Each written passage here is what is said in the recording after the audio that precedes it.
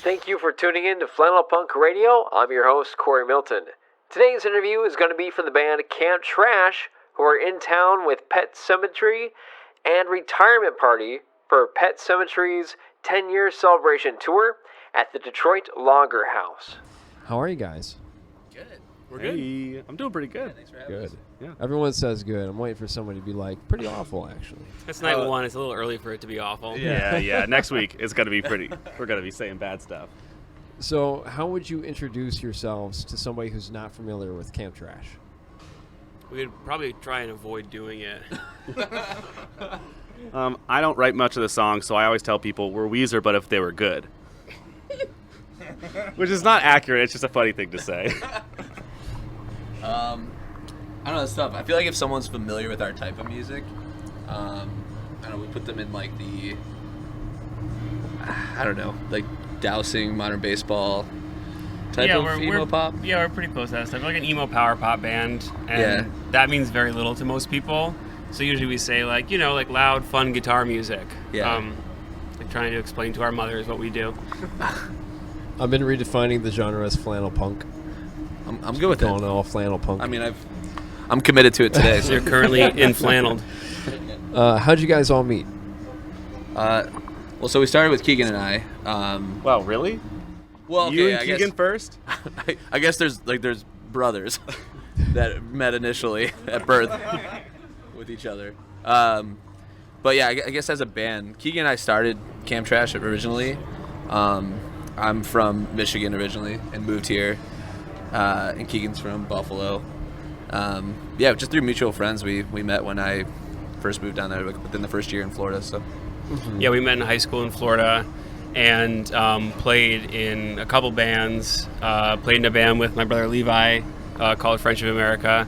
And then when that kind of ran its course, Brian and I were writing songs that were kind of different, that were a little bit less pop punk or whatever. And so we started calling it Camp Trash kind of on accident. And then after, in like 2019, we decided to kind of like form as an actual band and start doing like recording the songs we'd written and actually playing out as Camp Trash. Yep. Here Michigan referenced a lot in your guys' songs.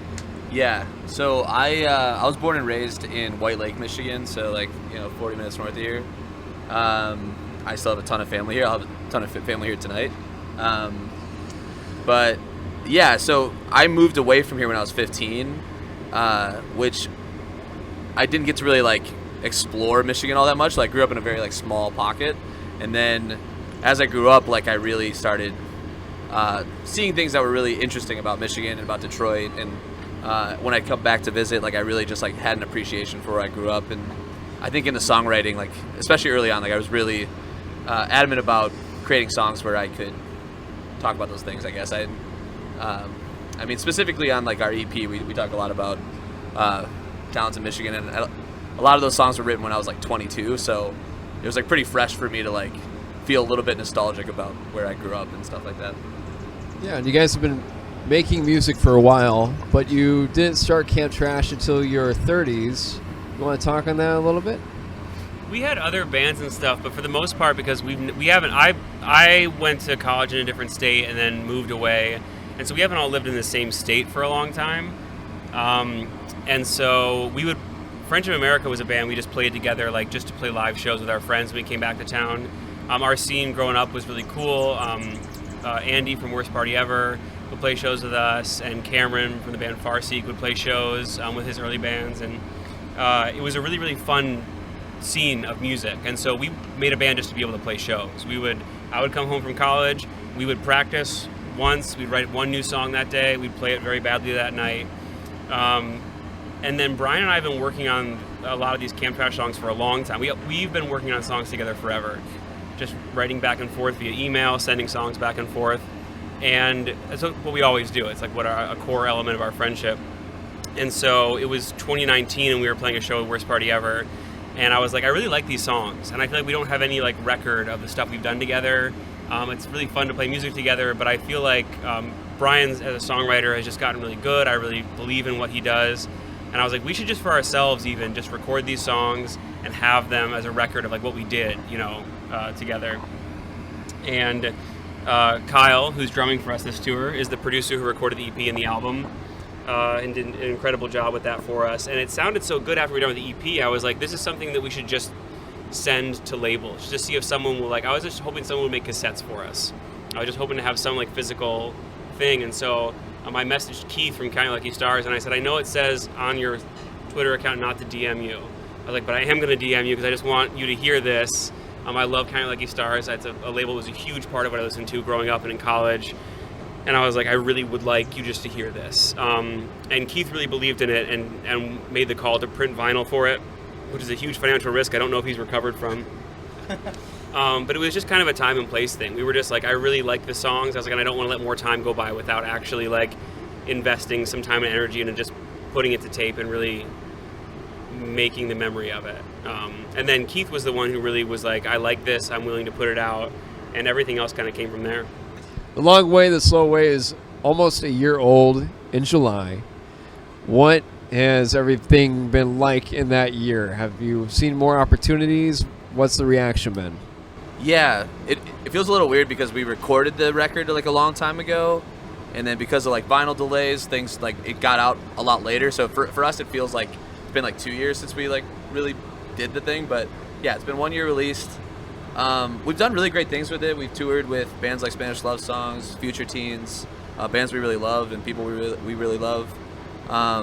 We've gotten great response from people online. I feel like we've really like built a small but mighty community of people who like us and enjoy us, and we interact with online. And I feel like it's been really fun. Like it's been really a good ride, and it's been encouraging because we've been wanting to start writing more stuff and like putting out more stuff, and so just hearing the positive response from people has like encouraged us to do that. So now this interview is going to be used as talk sets in a 1-hour show. So now I want the four of you to tell me what songs are going to play next in this show.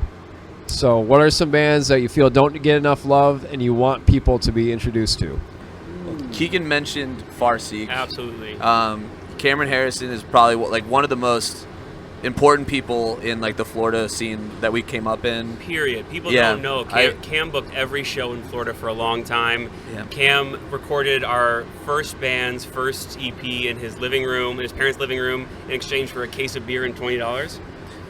And they put out incredible music all the time, and there's not enough attention on it because Cam does it all himself. It's all like recorded himself, performed himself. He books his own tours. He helps other people book tours. I think that Farseek is a band that deserves way more love for what they've done for other bands and way more love for like how great their music is. Is there a certain song? Your New Short Haircut. Yeah, I think it's my favorite song. But they just did release a new EP that's really good. I forgot the name of it, but Doom Scroll is a song on that record that's really good. That EP that's really good. The one I want to plug, I've recently went to a show of this band called Cal Rifkin. They're like a DC power pop band that just is doing everything I love about power pop really, really well. Their song "Break My Heart" is just an all-time banger. They're just a tiny little band that I think deserves a lot of love. There's also a lot of bands out on the West Coast that are friends of mine that I really, really love. And Mo Troper, Alien Boy, Diners. There's a new emo band in Portland called Mauve, Mauve. They're teenagers. They're incredible. They're going to go places for sure. They're just really, really sweet people. Wish Kit out in Denton, Texas are friends who are doing cool things and need more love. And Rat Tally. We toured with Rat Tally, and I think they're the best. They're the best band in existence. They're going to be playing stadiums, and I think that people should get on board now. Rat Tally is an incredible band of really sweet people. I'll plug a personal friend of mine and Keegan's especially, who I met through Keegan. Our friend Shar has a project called Miss Double. It's something that I worked on, produced with Shar, and we worked very hard on it. It's some of my favorite music I've ever recorded with an artist, and it's just came out a few months ago. It's kind of like a shoegaze dream pop, really, really droney, but with like with the song sensibility, there's still meaning and words you can really understand and relate to. And if I was to give a song off that, I would say "Around You" would be my choice for that. Yeah, Shar also one of the best people on earth. Absolutely. Somebody I'd die for in a heartbeat. Literally, one of the best people. The next couple questions are going to be asked by Jackson, Isaac, and Austin, all three who are in the band Loud Fox Cult and alumni of WPHS. In 2022, y'all released your record, The Long Way, The Slow Way. I just wanted to know if there was like a specific meaning behind that name, because I just thought the name was pretty intriguing. The Long Way, The Slow Way is as a name I had for a long time.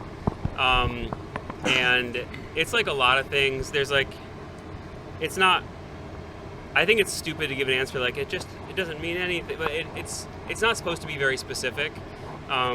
It's just like a really good feeling I got when I said it. I like the way it sounds, like the way it feels. But also a lot of the album is kind of about like acknowledging that you f***ed up and figuring out how to just live in that. Like there's not any way around anything. There's just kind of a way through stuff. And along with this, like, I have a cousin who's a huge f***, did everything wrong, had a severe gambling addiction, sold cocaine instead of having a real job for years, and they got exactly where I was. It took them more time, they went a different way, and at the end, we're in the same place, happy, healthy, with partners and homes, and like, it doesn't matter how you get there. If you get there, you get there. So the long way to slow is like, it doesn't matter what, we're on the radio. It doesn't matter what you did or how you got there, but you got there. And nice to meet you guys. So I guess my question would just be, when you're like preparing for a show, like, because like I said, we want to get some experience performing, like what would you say is the hardest part of the whole process? Like, you think playing the shows is difficult? You think organizing it? Like, what type of roadblocks and hurdles are you going to encounter that maybe some people don't hear about when they're trying to do the same thing? I feel like we're in a unique position because we're a band that's like spread out across the country. So I live in Florida. Keegan lives in Portland, Oregon. Levi lives in Baltimore. Our other drummer lives in Florida. It's really hard to coordinate time to get together and write and play, perform. So for things like this, it's like there's a lot of coordination just for us to practice and be prepared for this. But yeah, I think it's a lot of doing stuff on our own. You know, like really just making sure that when we get together, there's very little that we have to do or like things we have to remember when we're together to actually like put the set together. So we actually spent some time today in Ypsilanti getting the set together just because we hadn't played with Levi at all up until today. So, but up to that point, we were all pretty prepared. It's just, you know, smoothing out the edges. I think the other thing is that like there's not like a good shortcut or a way to do things quickly. Like the only success we've had at all has been because of our friends, because of people who supported us, people who like invited us to play shows. Back in the day, Cameron would book shows just so that we could play them. And being all separated, it's hard to have an idea of like how to invest in your local music community when, like, first of all, we're old. Like, we don't belong in bad basement shows. Like, we're like a little, we don't necessarily like need to be involved in everybody's like house show or whatever, because we're older, you know, we want to respect people's space and everything, but we had to find a way to build a community anyway, because like I don't think it's fun or good or worth it to just try and like have a band and like, how do we make this successful? Like, it's not going to be successful. None of us here are successful. We've all made music, something that's worked for us. We're able to do it. We're able to do it with our friends. That's incredible. But none of us here are career musicians. We have other lives, and the only way anything happens, anything fun or good at all, is if our friends work together and help us. And so we had to learn how to like build a community online, just through people we met, through shared interests, and you don't have to just market yourself. You can just find like-minded people who want to do things with you, who want to collaborate with you, who want to teach you things. Evan from Into It Over It, if you ask him anything about anything, I've messaged him and been like, how much do you charge for shipping? How do I do this or that? And he will take time out to help you no matter who you are. And that is made everything more fun and better the more we've been like, this isn't about like how we can pitch ourselves or sell ourselves or represent ourselves. You're but just doing about what you who we love, can yeah. meet. Yeah, who can you meet, and how can you help them do what they want, and how can you guys share a similar goal? Okay. I have one more question because I know you guys don't have a lot of time. But so if you think back to when you were like a child, was this something that you always wanted to do? Like you just knew that you wanted to be a musician? And when you did finally get there, was there anything different that happened from how you were visualizing or envisioning it when you were younger? Levi, you should answer, because I think you started playing music younger than I did. Yeah, me and Keegan are brothers, and our dad was a professional musician growing up. He had a band called Testify in the 90s that rocked. And so we grew up around music, and our dad taught us how to play. So I think we always I at some point just kind of assumed I would be a musician. But the thing that I didn't really expect is how much I don't like being on the road. I don't like being away from home. I miss my dog. I don't like that you have to buy cases of water on the road, because how else are you going to get water? There's not just water fountains everywhere. God, he's already complaining it's night one. Day one. Yeah, if any of y'all know how to play bass, we'll take you on tonight. It's really easy.